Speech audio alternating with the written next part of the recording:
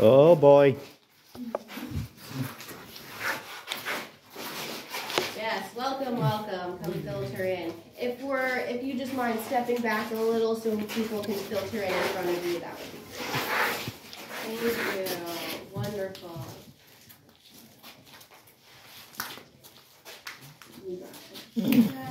Any questions while we wait for the rest of the video?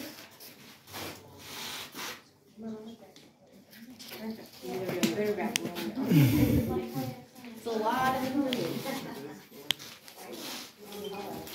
Come on in, join us. The one place I would not want to get surgery. Not today, yeah. No. We'll talk a little bit, especially after the period of abandonment.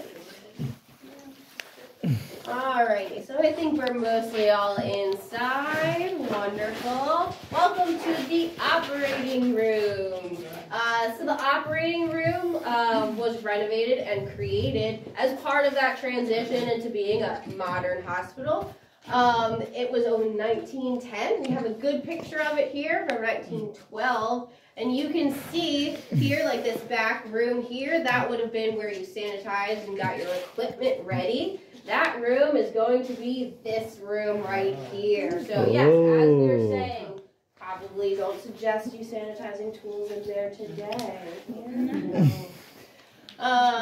Here, you can see that we have this light. So they did have electricity, even though it was the early 1900s. It was a fixed light, and electricity was kind of spotty at the time. It was still kind of like new technology. So they do have the supporting skylight up there, which is this original skylight that you can see up here. So yes, that's your 110-year-old skylight up there. And then in the mid-1900s, 1950s, they put in a HVAC unit. So on top of the skylight, you can see a HVAC unit. So this is the bottom of a 70-year-old HVAC unit. Yay! But it makes this cool effect because if we put our lights down, we can see our necklaces. So we can't see the real stars, but we can make our own.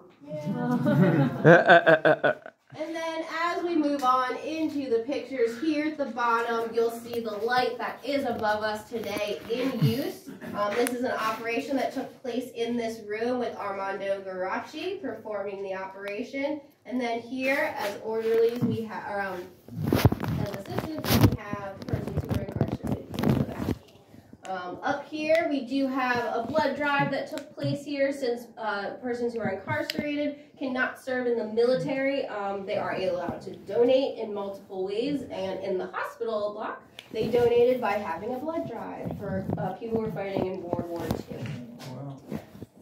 Some other key features of this operating room I'd like to point out is it was made out of old exercise yards. So we're in 2 exercise yards where they took the wall down. And so I'd like to point out here in the back,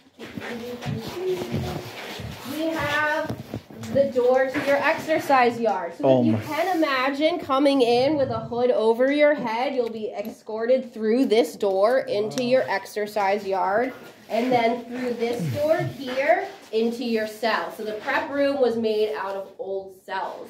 That doesn't seem like a very high door to me. It does not. And actually all the doors are kind of smaller. There are a couple theories about why this is.